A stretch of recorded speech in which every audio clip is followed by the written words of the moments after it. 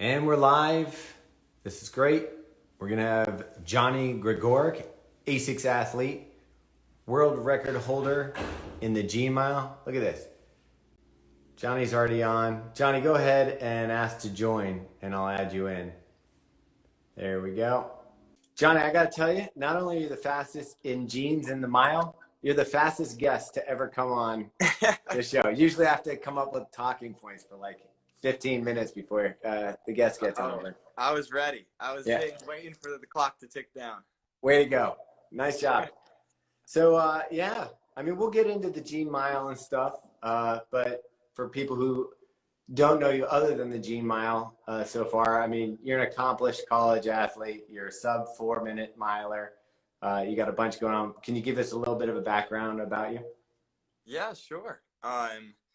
So I'm originally from Seekonk, Massachusetts, up outside of Providence, Rhode Island, and I ran competitively there in high school and started my career running there. And you know, both my parents were both professional runners growing up, Wow. so spent a lot of time around the sport, and you know, found my own passion for it, and they let me find that passion on my own, which I was happy about. And I went to Columbia University for my undergraduate school and ran for the Columbia Lions there, and met a lot of awesome people, had a lot of great teammates, and had some success there. And I was injured my freshman year there, so I had some leftover eligibility to run more in college. So went out to the West Coast and ran collegiately for the Oregon Ducks as a graduate student, and again had some awesome teammates out there.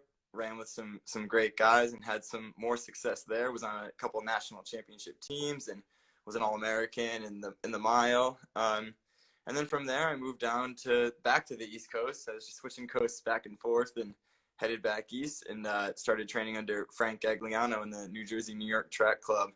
And I've been there ever since, training professionally. I signed with ASICS after my time at Oregon, so I've been running and loving my time running in the ASICS shoes and gear, and having some good success, and keep lowering my PRs, and keep trying to be as competitive as possible. And it's been quite a journey, but I'm happy it's all led me here to be talking with you now. Yeah, that's awesome. I'm sure this is the highlight. Yeah, absolutely. It's the pinnacle. I don't know, all downhill from here, maybe. Yeah, there we go. While you were doing that, so you've run the mile seriously. Yes. And then, I don't know, something happened. You're like, I think I can kick it in, some denim. What happened? Yeah, so a friend of mine actually from those Columbia University days, his name's Paul Snyder, and he's a very funny writer, and he worked with this publication called Sidious Mag for a while, and he came up with this idea for a blue jean mile as kind of this new like gimmick that track and field should have, where you run an all-out mile in blue jeans. And it kind of took, and had some people doing it for a while. The running community is always a whimsical one. They're always down to take part in whatever silly challenges, whether it's a beer mile, a chocolate milk mile, you know. And so, yeah, the Blue Jean Mile sort of gained some popularity, and a few people did it and recorded it, and the time started getting faster and faster. And eventually, a fellow professional runner, Dylan Maggard, ran a 4:11 a 3 years ago, I think. And that was kind of the standing world record in jeans. And no one, it's with the busy race schedule and whatnot, it's hard to plan on doing something like that unless you're tagging it on at the end of the season or something, but usually you're exhausted by then. So we decided, with all of the downtime that was happening because of the virus and the lack of racing going on, that we would, do something that would maybe lift some spirits and I have some fun and get out there back in the track and get those competitive juices flowing again. So that's what we ended up doing, and we went for the Blue Jean Mile, and it worked out, and I got the record, and we were able to raise a good amount of money for the National Alliance on Mental Illness, because May was Mental Health Awareness Month. How do you is it NAMI or is it NAMI? Like, how do you? Yeah, we should just say NAMI. Yeah. Okay. And you've been involved with them for a while, and you raised close to $40,000. Yes. With this one run. Yeah. 40 wow. Something like that. Yeah. I got a lot of thank you notes to write still, but yeah. you're gonna have to do it every year now. Yeah, a lot of generous people.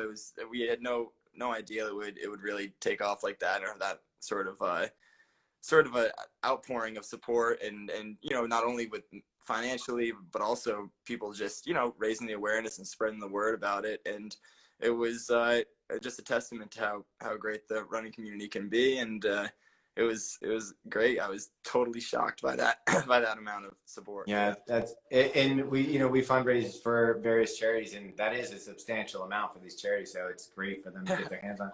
For people who don't know about the charity, can you give us a little bit of what their mission is?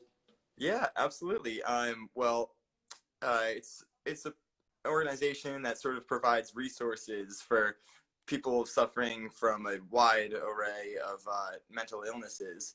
And it helps not only to give resources for outreach to get help for people who are suffering, but it also has a lot of education programs for families and support groups and support programs for the families of those who are living or have a loved one who suffers from some sort of mental illness. And then it also does a lot of community outreach and a lot of just teaching the community, trying to reduce the stigma that surrounds mental illness and try to make it more of a normalized thing that people can talk about freely, as opposed to it being a sort of taboo topic. And so they've done a ton of great work, and they have tons of programs and events going all the time. And people in my life have jumped in on working with them on other things, and running for Team NAMI for the New York Marathon, or participating in various like fundraising walks that they have and that sort of thing. So it was already something that was an organization that was a part of my life, and I had heard about and known about. And so I reached out and got in touch with the people there, and they're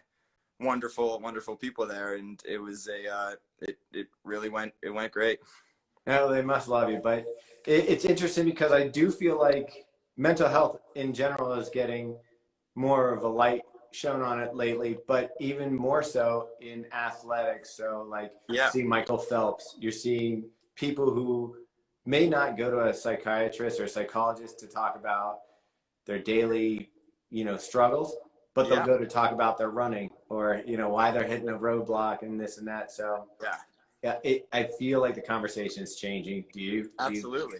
Yeah, I definitely feel like the conversation's changing. I think that athletics, running in particular, I think has you'll see tons of runners that you talk to will say that they've battled with issues when it comes to the mental aspect of running, and a lot of times people have trouble differentiating between tying up their own self-value in how fast you can run or that sort of thing, which is so not the way it should be. So I think it's important that runners and athletes and everybody is conscious of their mental health, and that it's an aspect of your health just like anything else, any other sickness you could get.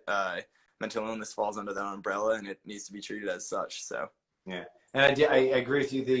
You tie yourself to times, you can tie yourself to weight, you can tie yourself, like there's so many metrics in running that can mess with your head.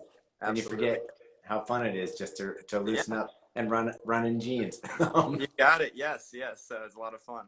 Did ASICS, they made you a custom pair of racing flats for this? Yeah, they did. Yep. They made this awesome pair of ASICS.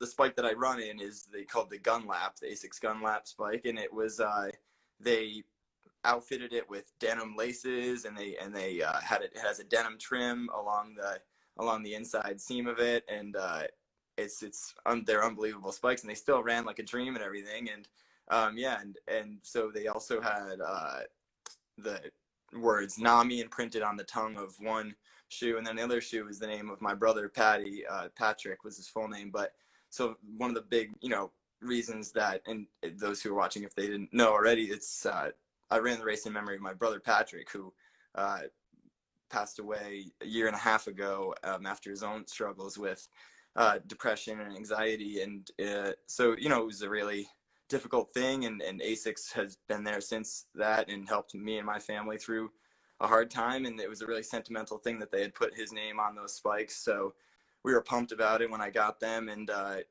think we ran the race in his memory and did his, I think he's looking down on us happy about it. So yeah. Was Patrick a runner as well? He was a runner in the social sense, and he knew that I think he was really aware that it brought a lot of happiness to me and it brought a lot of happiness to my family, and so he was always excited to go to a race and meet the people there and be a part of the community, and he felt that love that the community had for each other, and he felt intimately connected with it. So while he himself was never gunning for any sort of crazy times or anything like that, I think that it was I think that he knew that we loved it, and so It I was a think part of his life. yeah, exactly, and he would have loved that we did something lighthearted in his memory, and not some heavy-handed time trial or something like that. More of a fun endeavor. Yeah. For a fun endeavor. So also, I mean, tragedy with your brother going. Yeah. But then shortly after, you find a way to get some joy in your life. You get married.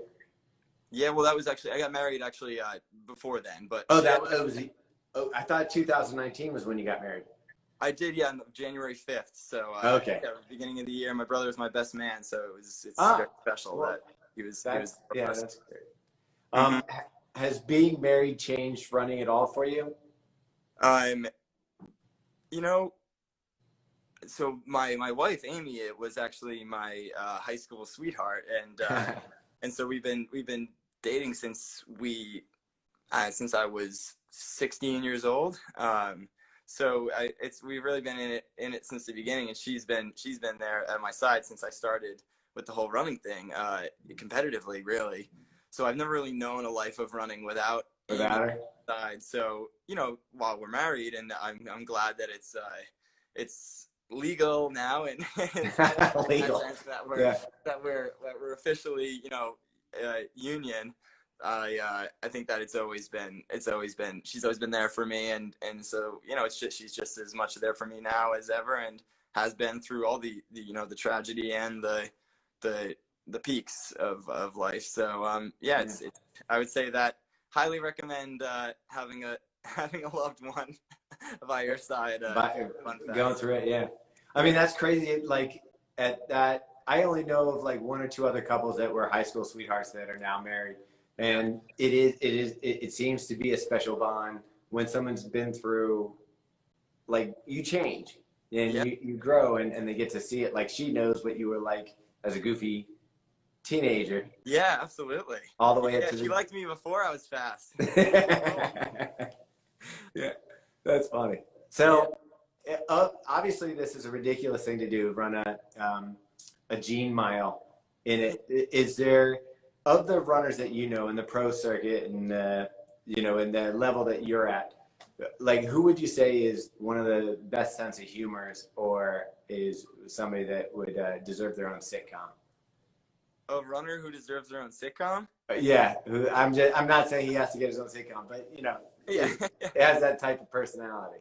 Yeah, I think I've really been fortunate throughout my career to have had a lot of. I think that, like, the reason I love the sport so much is because of the sense of humor that so many runners have, and just like the type of people they are. And I honestly, I mean, I had so many teammates throughout my life, and I know it's a cop-out answer not to say anything, but that I think that it's like it would be a disservice to 20 other runners if I ever named any one runner who I think has the best sense of humor, because I think it's just a natural part of this sport. Is just like something gets a little bit, I don't know, all the endorphins cracking. All this running, it makes you a little loopy. And I think that it's like the reason I love the sport is because all of the best friends I've made throughout my life have been these runners, and they've all just had a great outlook on things and a great ability to laugh at themselves, and then also, crack good jokes. The runners are pretty smart people too. So in that,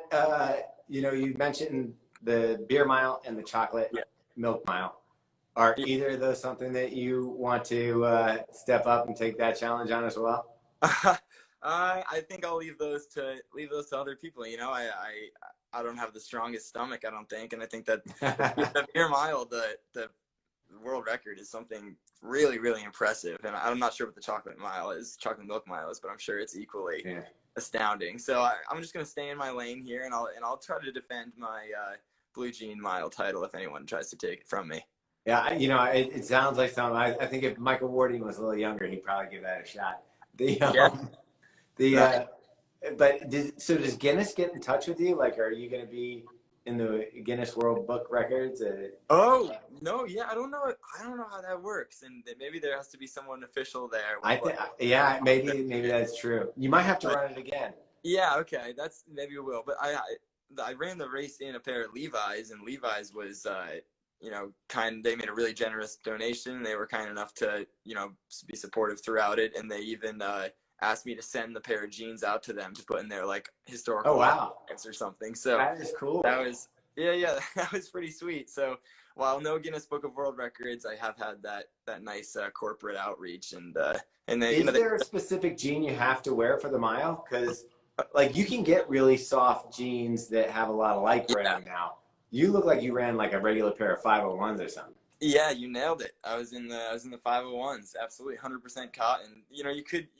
I think that now they're trying to say like the people who kind of created the rules for the Blue Jean Mile were saying that like you can have some spandex or some stretch into the jeans, but I think I'd like to think I set the precedent that you have to be 100% cotton. They have to be the real deal because otherwise it's the whole humor of this thing is lost because Exactly. I put an asterisk next to it. exactly. Eventually, they're just yoga pants. So Yeah. it's these Well, things are like stiff as a board in the best way. No insult to Levi's. Just fresh pair of denim's gonna be pretty cardboardy. And so yeah, it was great. like really it's sandpaper. But Yeah, I mean, 501s are built as a working jean. Like that's something that somebody wants thick enough so that when they're on their knees and doing stuff, it's not going to get a hole in it. But I was telling a friend that I was going to talk to you today, and he was like, "Well, was he wearing in like those boa shorts that look like jeans?" I'm like, "No, these are hardcore jeans." Oh yeah, full all the way down to the ankle. No shorts. Yeah. Yeah. I mean, did you get any damage from them? No. I think it was too short of an amount of time to have been out there for any damage to happen shape wise. I think if there was like a jean marathon, that would tear you apart. But I was on the track and off the track in 4-ish minutes, so it wasn't quite enough time of the heat and the friction, the sweat and the friction. Yeah. Yeah. I don't know, man. It sounds insane. Just like trying to move your leg. Like I have trouble on the track in 2-inch shorts. Yeah. So I can't imagine in the denim. But yeah. It was the stride was definitely restricted. I wasn't getting my full range of motion, but you'd be surprised. It wasn't as bad as you would think. While I did get halfway or 3/4 of the way through the race, I was definitely feeling it, and it was slowing me down. It wasn't the worst thing. I can imagine also it may have helped that you were in the Upper East rather than say like Georgia or Florida. Yeah, I think if I was down south, it would have been an issue for sure. So So you've accomplished this. You've crushed the Gene Mile. Yes. What's next on the horizon? Are you participating in anything? I don't have anything totally set in stone. I think we're gonna, hopefully as things, fingers crossed, start to open back up, the races start to become more, common. And I think that there's a few out there that are unofficial, or maybe they have become official that I've had my eye on. But I think we're going to start with running a few, low key races in late July. Just me and my teammates somewhere in like Connecticut. And then just try to get some momentum going. And then, moving into August and September, we're hoping that there's some full blown track races happening and that there's like a US championships and that sort of thing. So, if that all happens, I'd be excited and super psyched as long as it's safe to be able to participate. And so you're preparing right now with your training for that opportunity. Yeah. We're training for mile races that should be happening. But if not, then we'll be ready for Tokyo 2021. That's the biggest goal. Yeah. And everything else, it would be be great just to get back out there and get back into the swing of things. But we're keeping in mind that 2021 is the ultimate. That's your main goal. Now, you're right now. You just talked about 2021 small track meets coming in. You're still focused on, is it the 1500 or are you doing? Okay, is it? Yeah, 1500 is my. That's your event. Still my bread and butter, and I'll see that definitely through 2021 and even onwards. So I like it a lot. I think that's the event that I'm meant for. The nice combination of speed and endurance, and I think that'll be, that's the event I'll be in the Olympic trials, at least in 2021, I'll be competing in for sure. That's interesting. So, have you, when you run for, say, I know training for that, you're doing a lot of track time and that stuff, but like your mileage during a week to prepare for a 1500, what type of mileage is that?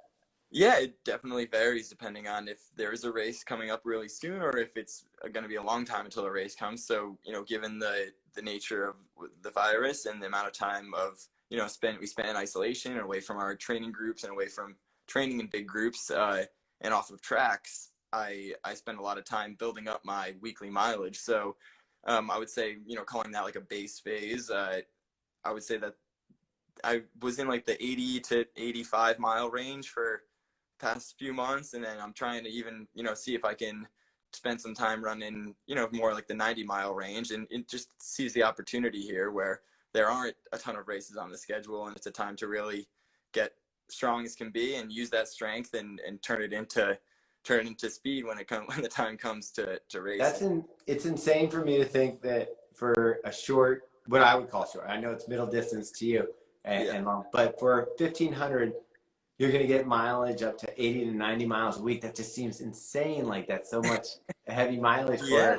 Well, for at the Olympic trials and at the Olympic Games, they have 3 rounds of the 1500 in 4 days. So you have to be pretty darn strong to run that final race on that 4th day when you've raced twice already in the past 3 days. So yeah. it becomes more of a strength race than you'd realize. While it is fast paced and it's very much it feels like a sprint in the moment, you need a lot of strength under your legs, and there are a lot of people who do great on a less of a mileage system, but those people are typically naturally much faster than I am in terms of their sprinting speed and their explosiveness. So I think that my ability to get really strong and put in a lot of mileage is an asset of mine, and you gotta play to your strengths. Do you do a lot of cross training as well, like weightlifting and that kind of stuff? I was on a great kick of swimming a ton before the gym closed. So no pools really open anymore. So I was swimming a ton, but I do lift still. I have a lifting set up in my basement at home, and I do a lot of just body weight work and therapy band and plyometrics and kettlebell work, stuff like that. You don't need much, and I try to just do that for more of a therapeutic purpose and just to kind of stay healthy and stay ready for the running. The same goes to the cross training. It's more of just to get the blood flow going and be ready for the running. So as long as everything, I think a lot of times you can get caught up trying to again, competitive runner or competitive person in general, you can get caught up trying to hit new PRs in your deadlift and stuff like that.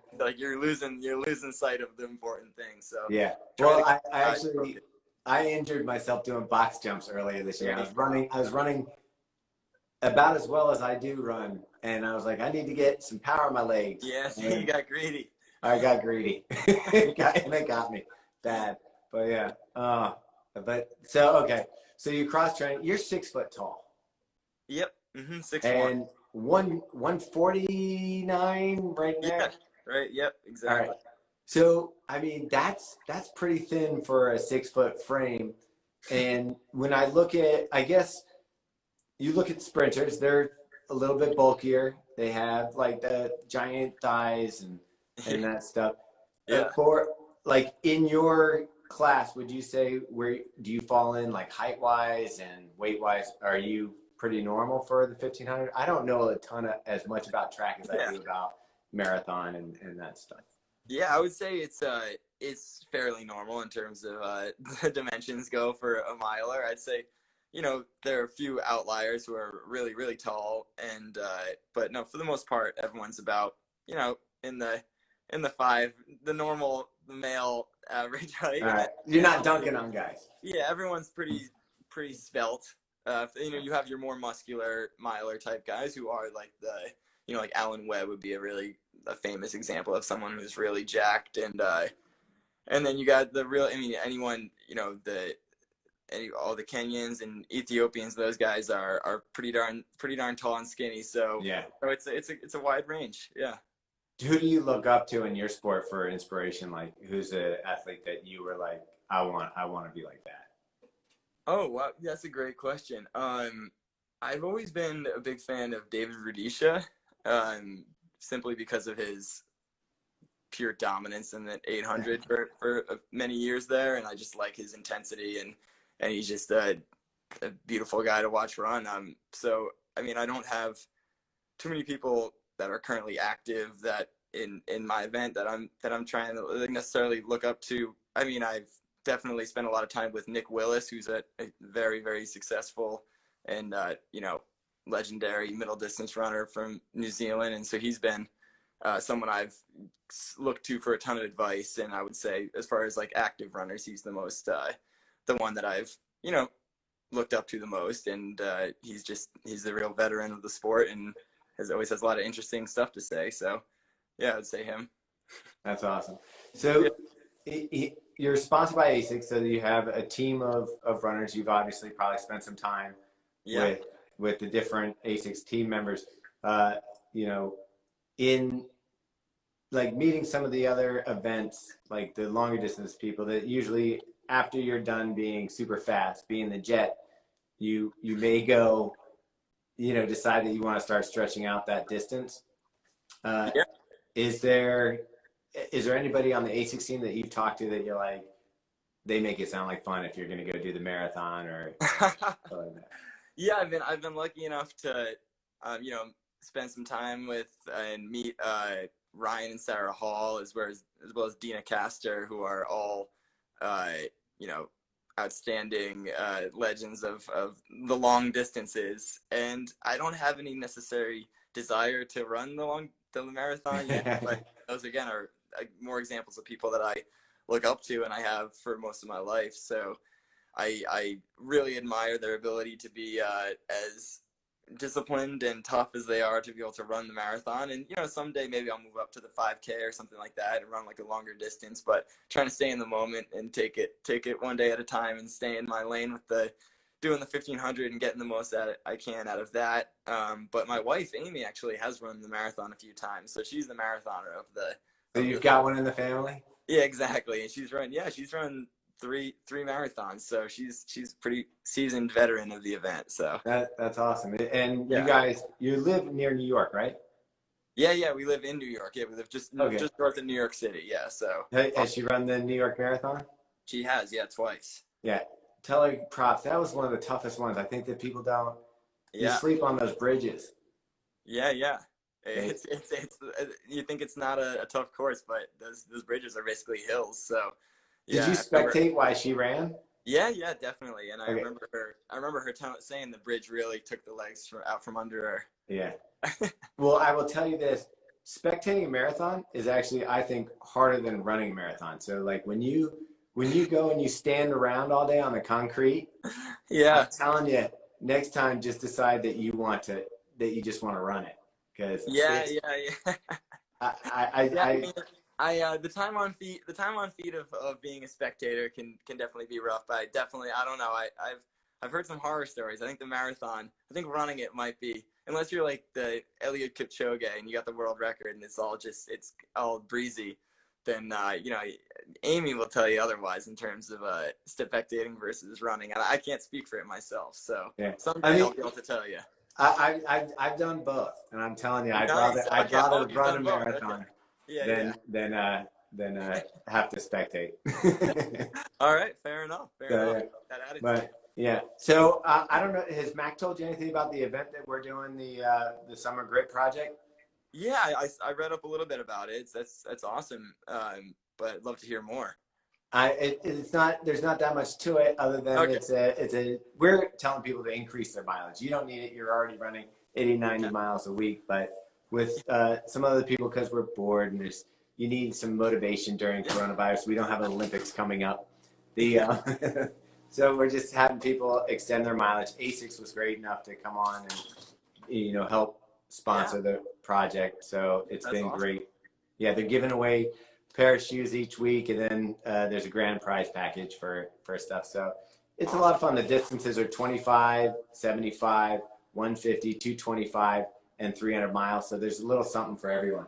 Yeah, it's a great idea. Is that over the course of how long? Over the course of you have all summer to do it. Okay. And 30 days during the you just pick a 30-day window. Oh, okay. So within that's a great idea. I love it. Yeah. Am I allowed to participate?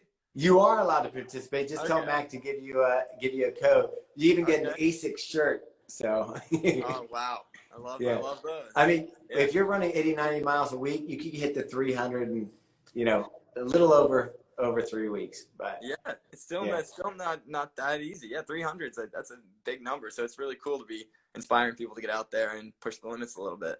yeah, you got some. There's some actually really big name runners who are participating. So it's Awesome. a lot of. You'll have some good company with Awesome. that. Sweet. Yeah, you should check it out. Yeah, absolutely. And that's pretty much it for us. I learned a lot about denim, and I gotta say, I think 501 should now be the rule. It has to be 501s. Yes. And button fly. It could just be a Levi's thing. Yeah, the button fly. Absolutely. I love it. So yeah, and I obviously thanks to Mac for setting this up and letting us talk to you. It's always interesting. I've never been super fast on my feet, so the shorter distances, yes, which are middle distance for you, they seem terrifying because I've run a 5K hard, and I know how hard it is. Like, it's a different kind of hard. You run fast for a short period of time. Yeah. Is super hard, and running, being a little more conservative in a marathon and trying to run hard is different, but they both end up being extremely difficult in their own way. I mean, it's just about getting out there and pushing yourself, and whether it's going for the Olympics or just finishing your first 5K, 10K marathon, it's all the same. That's the great thing about running. We're all just out here trying to better ourselves a little bit. Absolutely. Well, it was a pleasure talking to you. I love the work that you're doing with the NAMI and getting that in. It's really impressive that you're able to get that kind of money together to help them out. That's insane. So I really appreciate the work you're doing and bringing some light to mental health in the sport and in life in general. So thanks a lot. Appreciate it. It's awesome. So I will tell Mac. And Mac, if you're on, I saw you on earlier, but if you're on, Mac, hook this guy up with a grit registration, and we'll see him on the map. I'd love to be a part of it. Awesome. All right. Awesome. Thanks, Jet. Thanks for having me. All right. We'll talk to you soon. All right. Bye-bye. Bye.